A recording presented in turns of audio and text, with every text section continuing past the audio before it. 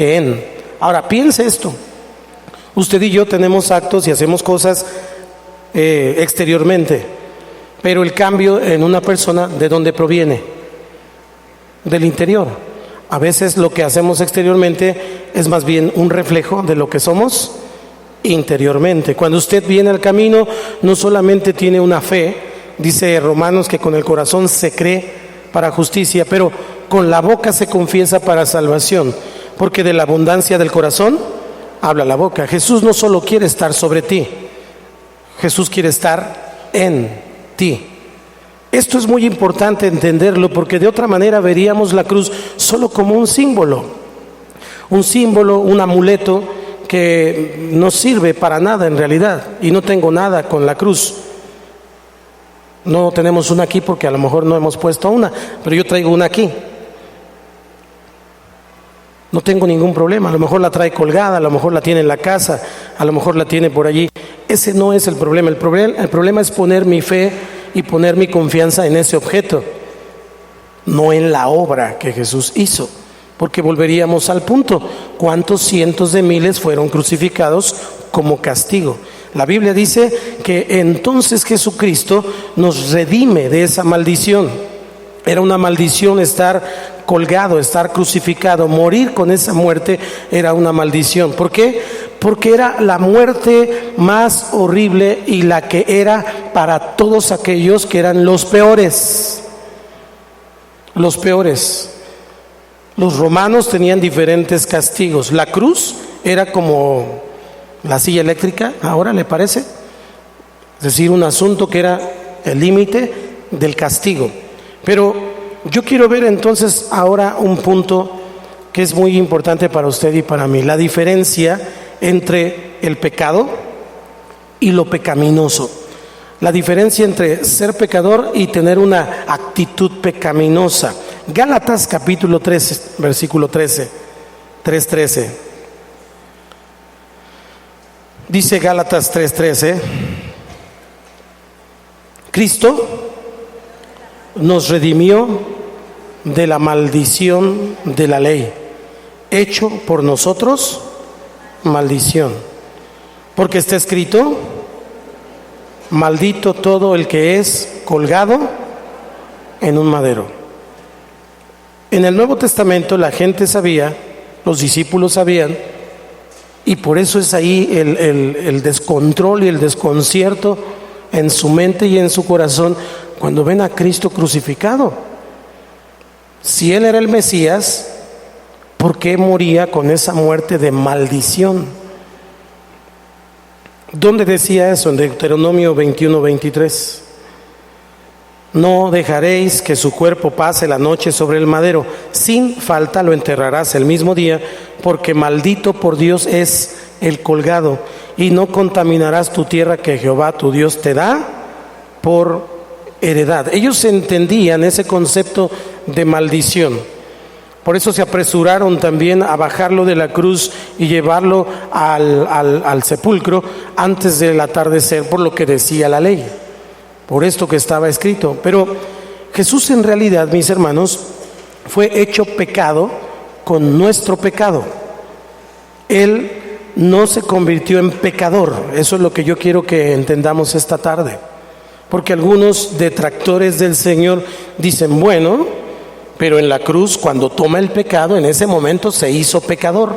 No, Él toma el pecado, pero no era pecaminoso. No tenía una intención de pecado. Él, cuando va a la cruz, no fue castigado por un pecado propio.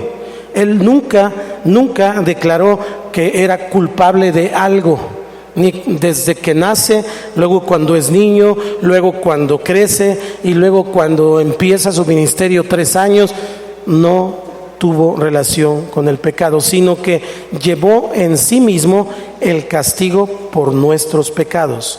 No tenía pecado y no era pecaminoso. Vamos a ver otro versículo, otro pasaje para que entendamos un poquito más esto. Hebreos 9:14. Dice aquí el escritor de Hebreos que Él se ofrece como un sacrificio perfecto y sin mancha. A manera de pregunta, de pregunta para que usted y yo entendamos y tengamos la respuesta de una manera inductiva. Dice: ¿cuánto más la sangre de Cristo, el cual mediante el Espíritu eterno se ofreció a sí mismo sin mancha a Dios, limpiará vuestras conciencias de obras muertas para que sirváis al Dios vivo? El Padre entonces le hizo pecado, le trató como si fuera pecado, pero no lo vio pecaminoso. Vamos a ilustrar un poquito. ¿Alguien trae una mochila ahora? Una bolsa no, porque me voy a ver medio raro. No, con esa también, Armando. No es cierto, préstamela. Esa. Gracias.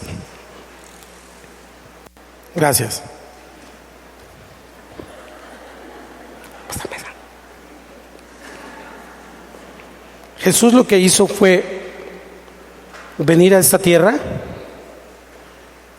y entonces Él, sin pecado, sin mancha, sin relación con el pecado, nunca tuvo, es que lo que quiero que entendamos es esto, nunca tuvo una intención de pecado, nunca tuvo un pensamiento pecaminoso, aún cuando volteó las mesas de los cambistas, cuando Él voltea la mesa de los cambistas, no está cometiendo un pecado, porque dice la Biblia que su ira es santa, porque su intención tiene que ver con limpiar ese lugar que era llamada casa de oración, y ellos la habían vuelto cueva de ladrones. No es que los echó para que se perdieran, los echó para que entendieran. Los exhorta no para que se vayan o se alejen, los exhorta para que crezcan y entiendan. Jesús quería que esos que eran corruptos dejaran de ser corruptos y se volvieran a Él. Su ira es santa. Entonces lo que Jesús hace es tomar tu pecado y mi pecado. No es de Él, es tuyo. Y el que está a tu lado también tuyo y mío. Y entonces lo toma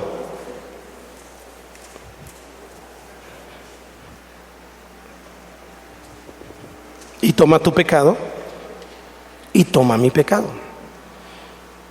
El Padre le hizo pecado, lo trató como si fuera pecado, pero nunca pensó de Jesús que era un pecador.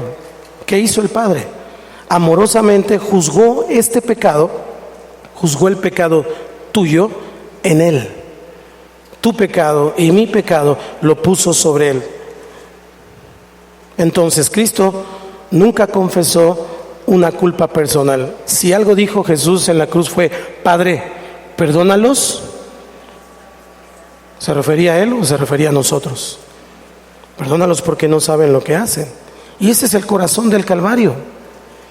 El corazón del Calvario tiene que ver con esta culpa que usted y yo tenemos, con este pecado heredado, pero que finalmente el Señor lo toma.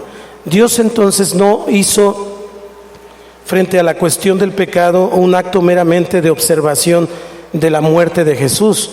No es que crucificaron a Cristo y entonces el Padre desde el cielo se le quedó viendo y dijo: pobre de mi hijo, y derramó una lágrima, porque a veces eso es lo que entendemos de la cruz. No fue solamente un acto físico, sino que el mismo Señor Jesucristo entró en esa muerte. Él entró en esa muerte porque el pecado y la desobediencia del hombre tiene muchos resultados. Por ejemplo, la muerte. Dios no hizo al hombre para morir. La muerte física, el juicio que viene sobre los seres humanos, el abandono de Dios. Adán es abandonado, es echado del huerto. La muerte hacia Dios, dice la palabra que estábamos muertos en nuestros delitos y pecados. La opresión, el diablo viene y oprime a las personas. La esclavitud en vicios, en enfermedades, etcétera. Todo eso que tiene que ver con el resultado del pecado. Aquí adentro hay una relación de cosas que cada uno ha ido añadiendo, y entonces esto es lo que el Señor toma. Aquí le puedo decir entonces que Dios odia al pecado, pero ama al pecador. Dile que está a tu lado: tienes futuro. Ten, Alfonso, por favor. Gracias. Ya Cristo perdonó tus pecados, mano. Para que el hombre fuera liberado entonces, no solo del hecho del pecado, sino del efecto. Porque el pecado produce efectos, ya le dije, muerte, opresión, todo lo que conocemos como el resultado, pero sobre todo la muerte física. El Hijo tenía que tomar todo ese pecado en sí mismo, y entonces Cristo se convierte en todo nuestro pecado. Voy a volverlo a decir. Cuando Él toma el pecado, Cristo se convierte en todo nuestro pecado, para que entonces usted y yo pudiéramos ser libertados no solo del hecho del pecado, sino del efecto que causa el pecado. ¿Cuál es uno de los efectos que causa el pecado? La muerte física. Las personas mueren porque esa muerte física es un resultado del pecado. Ahora, ya que estamos aquí, yo quiero que entendamos otro punto. Entonces, para cerrar este primero, Jesús, Dios lo hizo pecado, pero no era pecaminoso. ¿Estamos aquí? Él tomó el pecado sobre Él y en Él, y se convirtió en todo tu pecado. Lo que Dios juzgó en la cruz no fue a Cristo, porque Él no era pecador. Lo que Dios juzgó en la cruz fue tu pecado y mi pecado en Él. Ahora, vamos a entender otra diferencia entre humano y mortal. Diga conmigo, humano y mortal. Generalmente cuando pensamos en el ser humano, nosotros pensamos que ser humano es igual a ser mortal. Y bueno, en un sentido natural, así es. Todas las personas mueren. Usted y yo no tenemos un certificado que diga que vamos a vivir mañana. Entonces todas las personas mueren. Pero hay una verdad. Dios no creó al hombre para ser mortal o para estar sujeto a la muerte. Dios no hizo al hombre así. En realidad la muerte es el resultado de esa caída y de ese pecado. Lo que dice Génesis capítulo 3, versículo 22, nos da una idea más clara de lo que le voy a explicar ahora. Y dijo Jehová Dios: he aquí, el hombre es como uno de nosotros, sabiendo el bien y el mal. Ayúdeme a leerlo. Ahora pues, que no alargue su mano y tome también del árbol de la vida y coma y viva para siempre. Cuando nosotros recordamos este pasaje, vamos a recordar que Dios le dijo a Adán que podía comer de todos los árboles del huerto, excepto de uno. ¿Cuál era ese árbol? El árbol del conocimiento del bien y del mal. Pero si le dijo que podía comer de todos, póngame atención aquí, si le dijo que podía comer de todos, estaba incluido el árbol de la vida. Quiere decir que de en cuando Adán iba y tomaba de ese árbol de la vida. La semana pasada le hablé del árbol de la vida, el que estaba en el huerto del Edén, la cruz de Cristo, que representa para usted y para mí la vida, y el que está en Apocalipsis para todos aquellos que vamos a estar allá en casa de papá. Amén. Lo que está diciendo entonces este pasaje es que Dios lo que hace es tomar a Adán y lo echa, lo expulsa del huerto del Edén, pone ahí a un ángel con una espada de fuego batiéndose ahí por una sola razón, para que no llegara nuevamente a tomar del árbol de la vida. Ahora, ¿qué estoy diciendo con esto? ¿O qué nos dice la Biblia con esto? Que los seres humanos somos creados a su imagen y semejanza, y que ese fruto, ese árbol de la vida, también era un símbolo y era una señal de lo que Cristo vendría a representar para usted y para mí. Jesús dijo: yo soy el camino, la verdad y la vida. Y también él dijo: el que cree en mí, aunque esté muerto, vivirá.